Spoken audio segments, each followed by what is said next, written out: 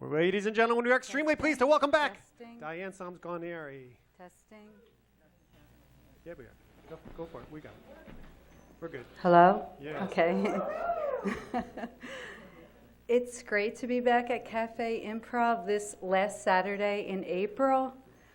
April is National Poetry Month, and ironically enough, T.S. Eliot said that April is the cruelest month. So this is my Cruel April poem. Starting out with a cruel one. No mercy. Banshee of Broken. 1. Encyclopedias. She became broken, set of encyclopedias. H, heart ripped out of its chest of pages. I's, incompleteness, inability to recognize faces. 1 of 2 K's gone missing, 1 kidney. S, stroke, 3rd, slow, slurred words, or the halt of a thought in the way she was unable to form the lost word as it stopped on the tip of a broken tongue. It would just disappear. L, lungs, once pink as full-blown peonies, now 2 black turtle shells, barely moving. W and M, weighty and missing pages. Action verb, walk, misplaced. Plural noun, movements, problematic. Adjective, wearisome, modifying woman, being pushed in a wheelchair she couldn't manipulate with hands or feet, arms weather-beaten, legs waterlogged. 2, home. She, a broken home, raised by a broken father, a broken mother. Brokenness rarely skips generations. 3, heart. My heart is broken. Her last 5 syllabic keys played desperately into sterile hospital air through ivory teeth. Wasn't permitted to swallow a Last Supper on Holy Thursday. Walked the high wire of an empty dream. 1 heavy tear fell, started the flood, filling the room, overtaking an arcless hospice heart, which morphine stopped the following Monday. 4, Creenet. To have come to this, broken or broken-hearted or a broken woman, is being struck with something hard, and life is the something hard that struck, and life is about being and being broken, and being broken is being the dropped dinner plate of suffering, and suffering is a broken heart which has been shattered. Or is it life's misfortunes that break a woman's soul into pieces? And you cannot put her pieces back together again. And you cannot sweep them under the rug. And they will not disintegrate. And in 1,000 or 10,000 years, they will still be there. And an archaeologist will discover them in her casket. And instead of ash, there will be broken red clay. And each exhumed piece will be studied with great care and then displayed in a glass case. And they will be identified as broken pieces of a human heart.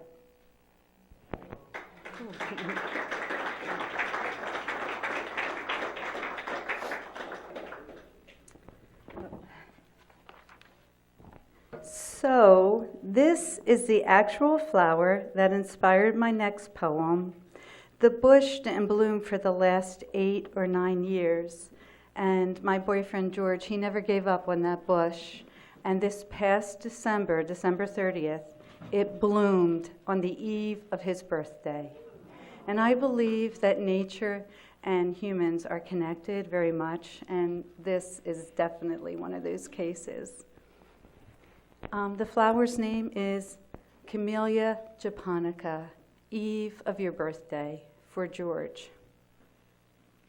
Sleepless, my hitchhiker thoughts wander out of bedroom window, climb to rooftop, leaving my body to rest beside you, my lover, detached, freed, airborne spirit, picks up my thoughts and rises into blast of stars, swims inside your sea goat zodiac, looping merman tail, hooves having pranced over 60 Earth years, moon having erased over half of itself, Jupiter, Saturn, Uranus, and Neptune's whirling propellers of ringed voices sing out. And below, in city streets, buzzing Saturday night cars beam light.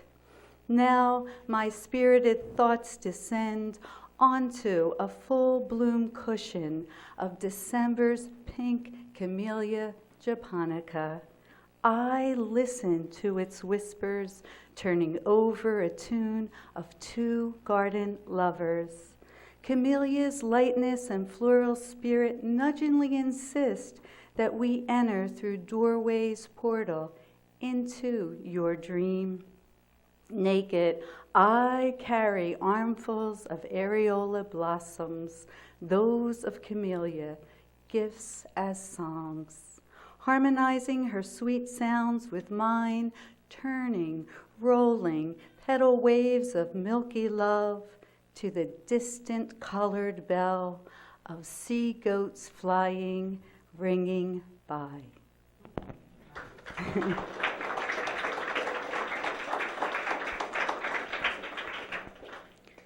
So I don't know if any of you have gone to Peace Valley. It's a nature center.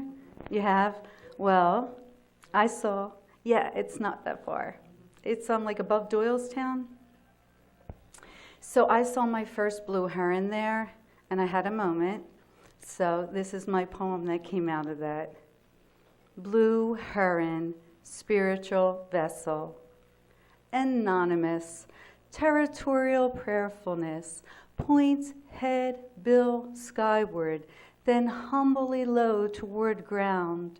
Repetitive compulsion. This is ritual. African belief. Heron communicates with gods. Blue-gray architecture waits slowly, deliberately, leads slavish eyes knee-deep into stilled waters. Wide black stripe over crown tapers as plume's sacred headpiece. This day, Ides of Julius, blue heron, spiritual vessel. Noticeably otherworldly, possibly descendant of Ornithochirus, yet evolutionary lighter, smaller, more enchantingly beautiful. Satyrian yellow irises orbit black hole pupils. Deep, mysterious emptiness transports into another galaxy, light years from where I pause. Thoughts dissolve outside of forms, past fades as old photos. Untouched by what is really happening, heron and I inner are. We are free, inside stillness. Heron's ornate movements so calculated, under window panes of wings, layered patterns of bluish-gray hues, hints of dew-dark rose drops slide unison into round feathered ends, like fingertips touching. Who crafted such a majestic creature? And while cradling heron's dimensions inside of telescopic reach, this the closest I have ever come to the actual meaning of Sabbath. Heart shuttling out to greet thankfulness, this blissful blue vision.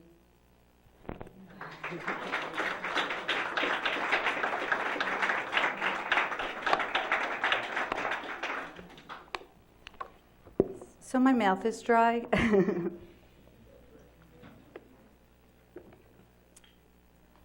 Thank you. Okay, so I've done 22 Iris poems. She's my persona, and I'm only going to read one short one. Iris understanding Umbra. Iris watches shadows on a brick wall. Outside of her body, the day is bright and blissful. Yet she, in her own mind's time, still questions, the purpose of existence. Slap beat back of baby's first forced breath starts the rhythm, inhalations and exhalations. Then a series of lifelong beats of breath until gasp for last breath of death. Iris believes dying, the art of breathing. And no matter how long each one's journey, we only have but so many numbered breaths. Body, a box of oxygen. And when all used up, and when each one's very own heart having beat out the drumming of all its rhythmic days and nights, and then the quiet, stillness fades into shade.